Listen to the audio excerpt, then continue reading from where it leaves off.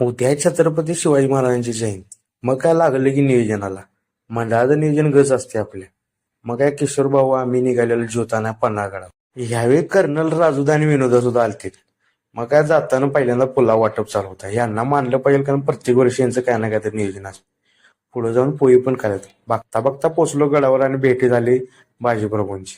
त्यांचा आशीर्वाद घेऊन तिथून आम्ही बाहेर पडलो.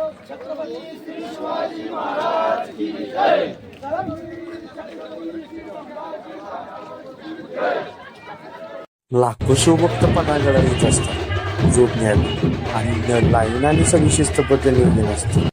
मग काय आमच्या मंडळाची ज्योत सारस भाऊकडे यावी होती. आणली की ज्योत लावून. मग काय आम्ही तेल वगैरे लावून म्हणलो आता ज्योत पुढे लावून द्यायला पाहिजे. आम्ही काय मागणंच जाणार होतो. मग काय ज्योत लावून पुढे दिली आणि किशा मला सँडविच खायला लागते. आम्ही सँडविच खायला गेलो. तिथनं बाहेर पडलो मला सूप पण प्यायला लागते. मग काय आम्ही सूप पण प्यालो. मनापासून सांगावी तरी यांनीच सांगावी. लांबडी लचक आणि फिरवून मारली.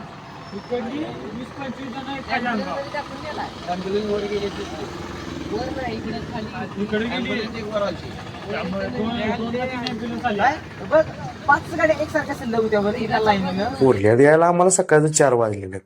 थंडी तर एवढी वाजायला लागली ते म्हणलो आता शेकायला लागते.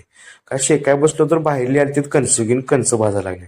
आपल्या राजांची जयंती आपण मोठ्यानं साजरी करणार. त्यासाठी तुम्हाला पुढील व्हिडिओ बघायला लागणार आहे.